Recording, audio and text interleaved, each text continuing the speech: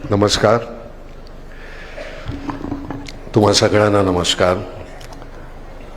गडकरीजी, तुमच्या संस्थेला 25 वर्ष पूर्ण झाली, त्याच्याबद्दल खरंच म्हणजे 10.5 वर्ष नामला झाली. त्या 10.5 वर्षामध्ये आम्हाला जेवढं जमलं तेवढं करण्याचा प्रयत्न केला. 25 वर्ष हा फार मोठा कालावधी आहे आणि एवढ्यामध्ये तुम्ही इतकं अप्रतिम काम केलेलं आहे. अभिनंदन. आणि हे सातत्य पुढे चालू राहील ही अपेक्षा. मकरंद हा सतत मला श्रेय देतो, त्याचं कारण 5 मिनिटंच बोलायचं असं सांगितलं होतं, त्यातली माझे 5 मिनिटातली 4 मिनिटं अजून त्यांनी खाल्ली, त्यामुळे मग त्यांनी ते श्रेय देऊन मला गप्प केलेलं आहे. वास्तविक खरं सांगतो की खरंच एकाने केलेलं काम नाही आहे. आज आमचं जर काम कोणीच पुढे चालवत असेल, नितीनजी हा आमचा गणेश थोरात म्हणून जो मुलगा आहे, इतकं सातत्यानं काम करतो. सिव्हिल इंजिनियर आहे स्वतः आणि सतत अखंड. आता आम्ही येण्याच्या 4 दिवस आधी इथे आपल्या विदर्भामध्ये खूप ठिकाणी काम चालू आहे. मी कामाची जंत्री मानणार नाही.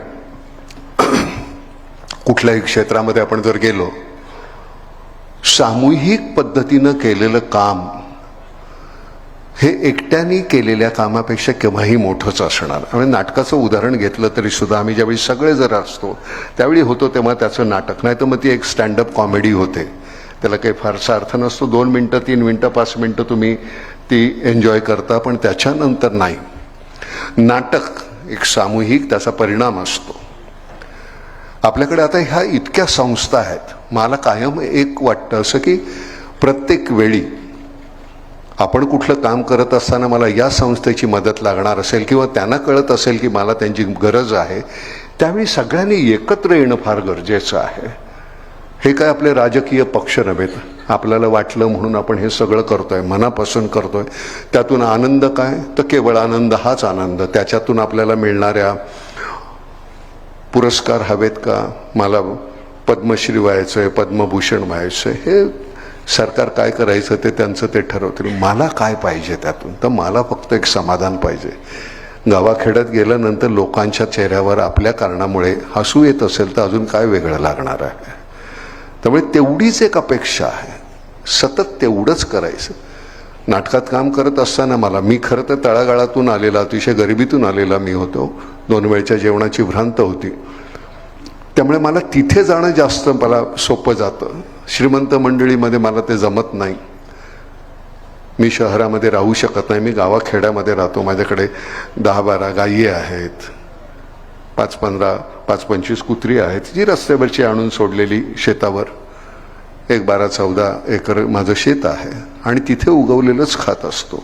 तिथल्या आता माझा जो आमदनी माझी आहे, तिथे जर काही नाही उगवलं तर मला इतका त्रास होतो. तर आमचा जो कोरडवाहू जो शेतकरी आहे त्याला किती त्रास होत असेल की त्याच्याकडे कधी पाऊसच जास्त झाला, कधी झालाच नाही. तर याच्या पोटी कुठेतरी, आणि आम्ही कुठल्या दुसऱ्या गोष्टी काही केल्या नाहीत का? आम्ही सगळ्या गोष्टी करतो आनंदासाठी आमच्या. पण मला खरं सांगतो, शहरामध्ये गेल्यानंतर तुम्हाला त्या भिंती आहेत, त्या भिंती मला आता कबरीसारख्या वाटायला लागल्या. फक्त स्क्वेअर फीटमध्ये आहे. तुझी किती कबर मोठी? 1000 फुटाची आहे का? माझी 2000 फुटाची आहे. त्याची 4000 5000. त्याच्यामध्येच आभाळ पाहायचं ते सुद्धा खिडकी एवढंच आभाळ आहे. पण शहरातल्या मंडळींना, मुंबईतल्या मंडळींना, मित्रांना मी म्हटलं, गेल्या वेळी कधी आभाळ पाहिलंस? असं पाहायला वेळच नाही आहे आम्हाला. केवळ मी माझी घर, माझं 4 मंडळी जी आहेत त्याच्या पलीकडे आम्ही विचारच करत नाही. आणि मी खरं सांगतो, नाटक सिनेमातून मिळणारा पैसा, त्यातून मिळणारे सन्मान, त्याच्या पलीकडचा आनंद आम्ही ज्यावेळी नाम फाउंडेशन सुरू केलं त्यावेळी मिळाला. काय म्हणजे पहिल्या वेळी, म्हणजे हा मकरंद हा मराठवाड्यातला, तर त्याला म्हटलं, बाबा हे पैसे घे, प्रत्येकी 1500. इतक्या आत्महत्या झाल्या होत्या आणि नवीन गाडी घेऊया आपण, चला, त्याच्यासाठी पैसे जमा केले होते. आणि मग संध्याकाळी आपलं TV पाहत असताना हातात ग्लास आणि एक इंटरव्ह्यू पाहत होतो. ज्याच्या घरी आत्महत्या झालेली आहे अशा एका शेतकऱ्याच्या कुटुंबाचा इंटरव्ह्यू होता. आई, वडील, बायको आणि मुलं. बाप गेलेला आहे, नवरा गेलेला आहे, मुलगा गेलेला आहे, असं ते कुटुंब. पण त्यांच्या डोळ्यामध्ये आपलं कोणीतरी गेलं याच्यापेक्षा संध्याकाळची भूक जास्त वाटली मला. कदाचित मला ते नट म्हणून असेल का जाणवलं माहिती नाही. म्हटलं आलं हे काही खरं नाही. आपण गाडी घेण्याचा विचार करतो आणि हे काय चाललंय. मग मी त्याला म्हटलं की चला आपलं काहीतरी कर्तव्य आहे माणूस म्हणून, मग हे 1.5 कोटी तू घे आणि प्रत्येकी 15,000 अशा सगळ्या त्या शेतकऱ्यांच्या कुटुंबांना दे. नाही टाळ्या वाजवू नका. हे मला असं वाटत होतं आपण मोठेपणा घ्यावा, निदान मी रात्री झोपताना माझी फाट थोपटावी त्यापोटी केलं होतं. मला काही अनुकंपा नव्हती, काही नव्हतं. माझ्यातला माणूस मेलेला होता, त्यांच्या त्या डोळ्यामध्ये मला कुठेतरी दिसलं की अरे बापरे आपण खरंच मेलेलो आहे ते सांगत होते, त्यांची भूक सांगत होती. त्याच्यावर मकरंद मला म्हणाला की नाही तुम्ही येऊन ते चेक द्या. म्हटलं नाही हे बरोबर नाही, मला ते देणं मला पटत नाही, तू दे. तो म्हटलं फक्त तुम्ही ते इथं बीडचे आहे, बीडला गेलो होतो आम्ही, तेवढे फक्त तुम्ही द्या, बाकीचे मग नंतर आम्ही हे करू. आम्ही तिथे गेल्यानंतर एका वेळी समोर 125-250 मुली विधवा, जास्तीत जास्त वय असेल त्यांचं 25-24, एक मूल कडेवर, एक मूल असं खात बोट धरलेलं, खंगलेली सगळी मंडळी. अरे म्हटलं बापरे, म्हणजे हे काम कधी न संपणार आहे, याला पूर्णविराम नावाची गोष्टच नाही आहे. त्यामुळे हे सातत्यानं करा. 15,000 रुपये देऊन तुम्ही ते काही संपणारं नाही आहे. आणि मग तिथून मग आम्ही औरंगाबाद, मग नंतर आम्ही इथे आलो वराडामध्ये आणि सगळीकडे फिरलो जेवढं काही जमत होतं आम्हाला. तुम्हाला खरं सांगतो त्यावेळी नाम फाउंडेशन ज्यावेळी स्थापन झालं 3 महिन्यामध्ये लोकांनी 60 कोटी रुपये दिले. 60 कोटी. एक काल संस्था जी स्थापन झालेली आहे तो केवळ एक विश्वास होता की नाही ही मंडळी काम करतील, कुठे आपलाप नसेल, भ्रष्टाचार नसेल. आणि मग त्याच्यानंतर जे सातत्यानं काम सुरू झालं. आम्ही त्यावेळी म्हटलं होतं की कोणालाही आत्महत्येचा मनात विचार येत असेल तर हा नंबर आहे, एक फोन फक्त करा, मरण्याच्या अगोदर 1 मिनिटं तरी माझ्याशी बोल. मला जेवढं जमेल तेवढं मी त्याला थांबवायचं. मला एक साधी गोष्ट, घरातलं बाकीचं आपलं कुत्रं मांजर मेलं तरी सुद्धा आपल्याला केवढा त्रास होतो. माणूस करता पुरुष घरातला जातो, त्याच्यानंतर बाकीच्याने जगायचं कसं. मकरंद मगाशी म्हणताना की आम्हाला त्या एका दाण्याचे आम्ही 100 दाणे 1000 दाणे करतो, त्याची आम्हाला कधी मिळणार किंमत. स्वामीनाथन आयोग हा सुद्धा आता एवढा अंशतः चालूच आहे आणि त्याला सुद्धा 20 वर्ष झाली किंवा आता. प्रत्येक गोष्टीला आम्हाला आंदोलन का करावं लागतं. आम्हाला दिसत नाही का. माझ्यासारखा एक मठ्ठ माणूस, मला त्या डोळ्यातली वेदना कशी कळली. आणि सगळ्यात गोष्ट कुठली आहे की आता 2 पक्ष वेगळे असतील, बीजेपी असेल, काँग्रेस असेल, तुमचे आचारसंहिता तुमची काय जी असेल ती, तुमचे विचार काय असेल तुमच्या पक्षाचे, प्रत्येकाची पुस्तिका वेगळी. आपलं तसं नाही, आपण सगळेच एकाच विचारानं आपण आहोत. हे पाण्याच्या संदर्भातल्या मुळामध्ये सुरू झालेलं पाणी हे सुरू झालं ते आत्महत्येपासून सुरू झालं होतं. माझ्या इथे शेतामध्ये करत असताना माझ्याकडे परवानगी आहे की मी खडकवासल्यातून पाणी घेऊ शकतो. तर मी म्हटलं नाही, मग माझ्या जमिनीत मला कसं करता येईल. मोठं शेततळं आहे, मला पाण्याची कमी नाही, 90 फूट खोल विहीर आहे.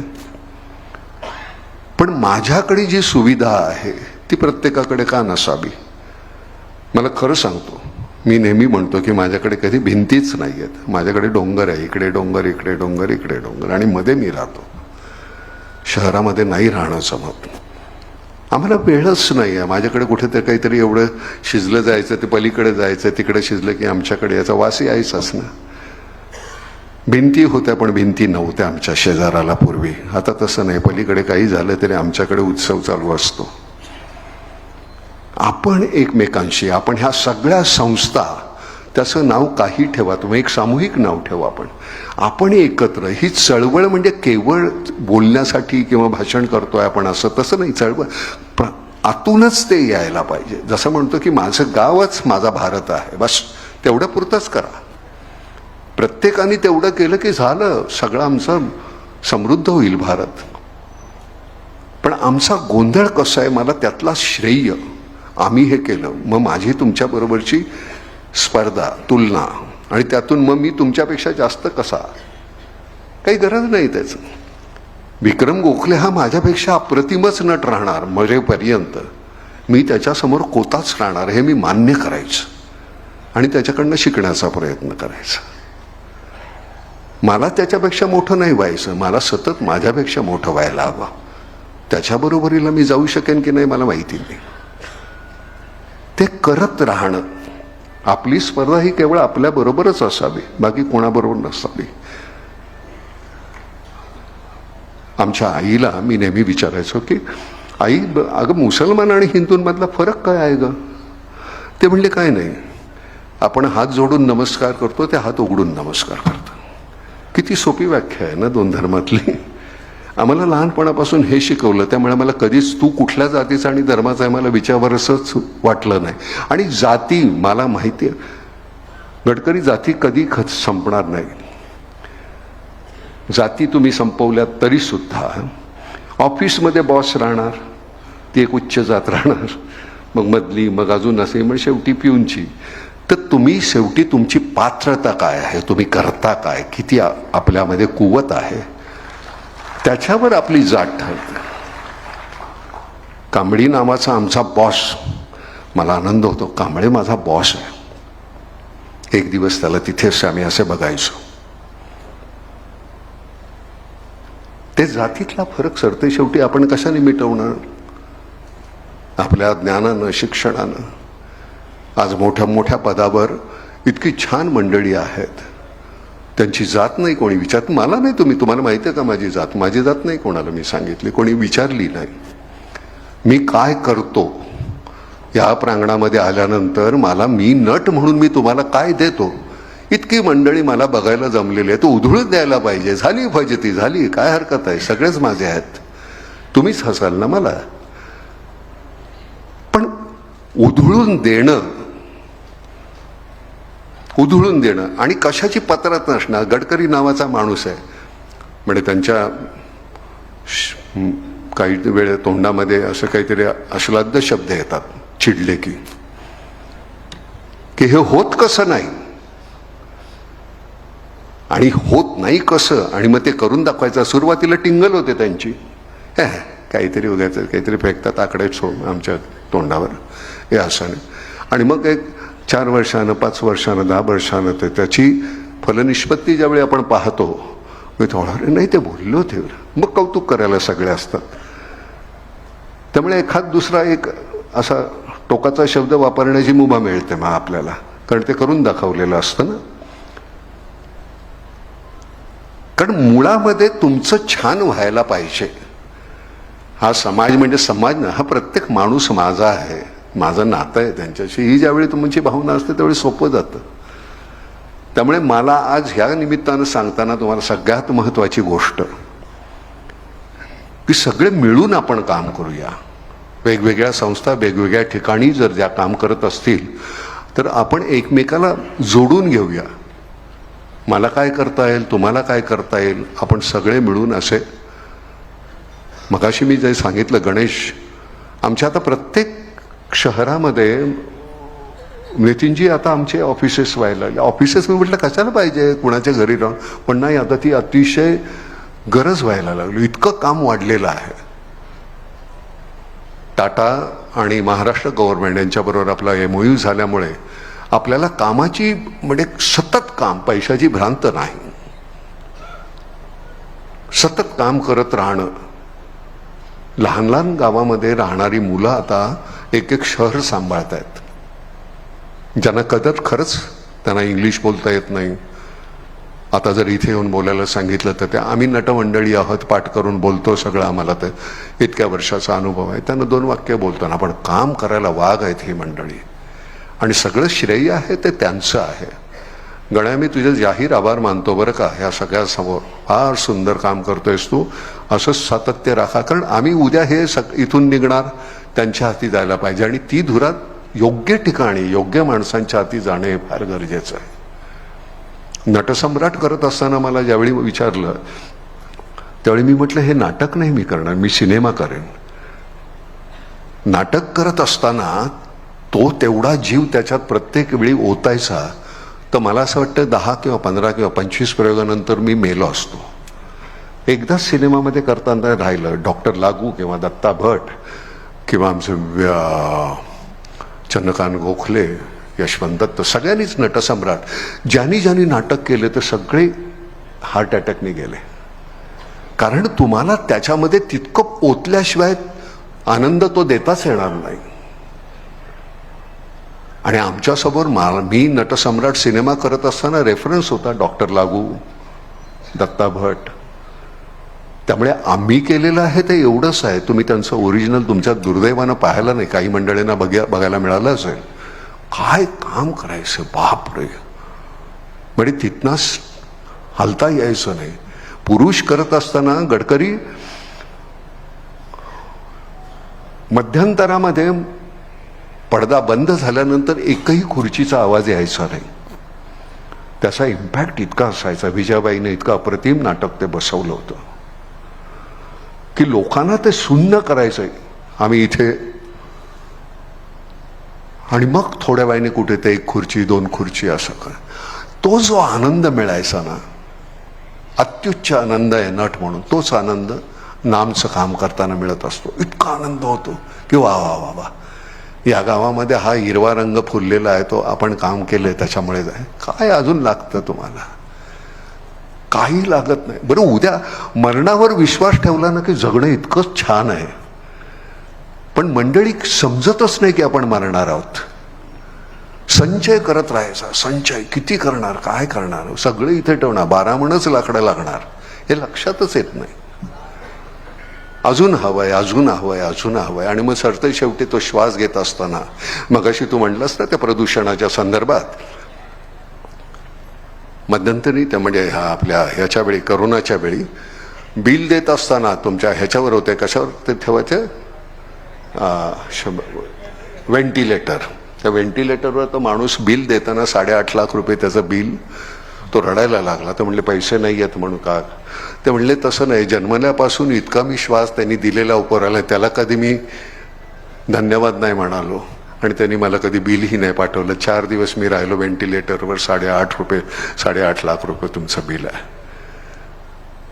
तर प्रदूषणाच्या बाबतीत ते म्हणतोय, जन्मल्यापासून आपण श्वास घेतोय, इतका छान श्वास घेतोय सगळा, 1ही रुपया नाही त्यांनी मागितला आपल्याकडे.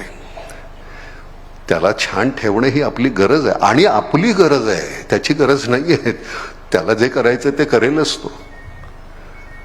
पाण्याचा 1ही थेंब वाया जाता कामा नये. हात धुवत असताना इथे नळ चालूच आहे, तोंड धुतोय चालूच आहे नळ.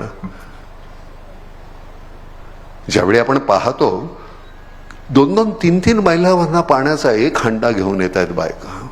म्हटलं हे कुठलं चित्र आहे ते बघा आणि मग तिथे काम सुरू करा. ही माणसं का अशी करतायत? आणि आता मी तुम्हाला खरं सांगतो, मी मध्यंतरी बोललो होतो की आता 75 झालं, 76 आता होतील. आता नुसतं भटकत राहायचं, गावोगाव भटकत राहायचं. ही इतकी मंडळी, फार मोठी मंडळी बसलेली आहे तिथे, ते लाईन, मी त्यांना नमस्कार करेन जाऊन. आम्ही नुकतीच कुठेतरी आतून उर्मी. आणि नट म्हणून सुद्धा तुम्हाला सांगतो, गडकरी नुसतं घरात मत बसून नट नाही होता येत. रोज नव्या दुःखाच्या शोधामध्ये आम्हाला फिरायला पाहिजे, तरच नवीन पद्धतीनं हास्य आणि दुःख दोन्ही आम्ही करू शकू. नाहीतर त्याच पद्धतीनं आम्ही जे इमोट करत राहिलो ते मॉनोटोनस होईल. नवीन दुःख, मग तीही अशी गावोगाव फिरताना मग ती नवीन दुःख दिसली. ती नवीन दुःख दिसल्यानंतर लक्षात आलं की आमचं दुःख इतकंच आहे. आम्ही त्याला डोंगराव एवढं म्हणत होतो कारण आम्ही इथे धरलं होतं. ते इथे धरल्यानंतर कळलं अरे चिमुटभरच आहे. ते आपली शहरामधली वृत्तीच अशी आहे, आपलं असं गोंजारत बसायचं सगळं दुःख, इथं धरायचं. अरे बापरे केवढं मोठं, काही मोठं नाही आहे. खरं म्हणजे दुःख नावाची ही गोष्टच नाही आहे, मानण्यावर आहे. माझं हे सगळं आहे, सगळं झुगारून देऊन सोडून मी निघून जायचं. मी सुद्धा मातीतच झिरपणार आहे. मग तिथं नाही का, मग झिरपलेलं असताना मला थोडा ओलावा पाहिजे म्हणून मग हे पाणी वाचवण्याचा प्रयत्न करतो. गेल्यानंतर आमच्या सगळ्यांनीच हा केलेला आहे त्याग आपण कधी करणार? किती वेळ झाला? तुम्ही किती वाजता? 10 10:30 आलेले आहात. कशासाठी बसलाय इतक्या वेळ? काय इथं काय करमणूक आहे? काय वाद्य वाजतायत? नाच आहे? काही नाही आहे. केवळ मी तर अशा ठिकाणी एवढ्यासाठी जातो की माझं कुठे चुकतंय हे मला कळावं म्हणून मी अशा ठिकाणी जातो. त्याची जाणीव होते की नाही रे, खरंच हे आपल्याला कळलं नाही, आपल्याला हे माहीत नाही. आमच्या घरामध्ये 7 भावंड होतो आम्ही. 6 गेली, मी एकटाच राहिलो. आई नाही, वडील नाही. मग मी नेहमीच म्हणतो माझ्या मुलांना किंवा ह्यांना की म्हटलं माझ्या बरोबरचे कोणीच नाही आहे ज्यांना मी माहिती आहे. मी सगळ्यात धाकटा. म्हटलं मला दरडावणारा, मला मारणारा किंवा पाठीवर हात फिरवणारा तसा कोणी नाही. त्यामुळे मग इथं गेलो की गावाखेड्यामध्ये एखादा कोणतरी वयोवृद्ध नुसतं चेहऱ्यावर शाशा त्यांनी असं नुसतं केलं की असं वाटतं आई वडील भेटले पुन्हा नव्यानं.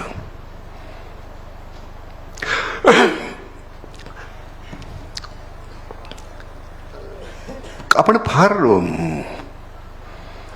तसे सुदैवी आणि दुर्दैवी आहोत. आपल्याला वेदना कळतात, त्याची जाणीव असते. फक्त आपण ती त्या क्षणिक होते आणि त्याच्यानंतर आपण विसरत जातो. तशापेक्षा आपण तिथे थांबायला पाहिजे. म्हणून मी आता महाराष्ट्र सोडावा का असा विचार करत होतो आणि कुठे अगदी गावाखेड्यामध्ये डोंगरामध्ये जाऊन मग तिथल्या लोकांची काही तिथे मला काही करता येईल का? माझ्याकडे थोडेसे साठवलेले पैसे आहेत. मग ते एवढंसं एक छोटंसं गाव घ्यावं ते मी माझ्याकडे आणि मग त्याचंच करावं. तिथेच आपले 4 खांदे शोधावे आपण आणि तिथेच जावं. अशा पद्धतीनं काहीतरी, पण सतत त्यांच्यासाठी काहीतरी करावं असं अजूनही वाटतंय. कदाचित मग तिथला जर पार असेल तर त्या पारावर नाटकसुद्धा करेन त्यांच्याशी. मग ती लहान लहान मुलं असतील आजूबाजूला, काहीतरी वेगवेगळ्या विचित्र काहीतरी आनंदाच्या कल्पना आहेत आमच्या. पण सगळ्यात मोठा आनंद हा आमचा नाम आणि तुमची ही जी संस्था आहे. मी खरंच तुम्हाला नमस्कार करतो. तुम्ही ह्या सातत्यानं जे करता आहे कमाल आहे. फक्त एकच पुन्हा नव्यानं सांगतो आणि तेच सांगतो की आपण एकत्र येऊया आणि एकत्र मिळून काम करूया. कधीही कुठल्याही गावी कुठल्याही कामासाठी बोलवा. आम्हाला आमच्यातले सगळेच येतील ज्यांना ज्यांना शक्य आहे तर, पण बोलवा की नाही तुमच्याबरोबर केल्यानं हे असं असं होणार आहे. काही नाही, मला आता फक्त आल्यानंतर एकच वाईट वाटलं की इथे नाटक करता आलं असतं तर बरं. हा एवढा ऑडियन्स समोर आहे आणि जर का इथे करता आला to be or not to be that is the question हे करता आलं असतं नाटक म्हणून तर किती छान वाटलं असतं. पण एनिवे फार धन्यवाद. तुम्ही इतका वेळ बसला, छान, अतिशय बरं वाटलं. आणि नितीनजी आणि आमचं नातं जे फार फार छान आहे. इतके दिवस टिकलेलं आहे. आम्ही एक काही मागितलं नाही त्यांच्याकडे. आज मागितलं मी, म्हटलं तर नागपुरामध्ये जरा ऑफिस करायचं आहे तर कमी पैशात कुठल्या तरी बिल्डरला सांगता आलं तर जरा सांगा, कारण हे संस्थेचे पैसे आहेत त्यामुळे आम्हाला ऑफिस करायचं. एनिवे तुम्हा सगळ्यांच्या बद्दल फार अभिमान आहे बरं का. असंच छान करत राहा आणि भेटत राहूया आपण. हा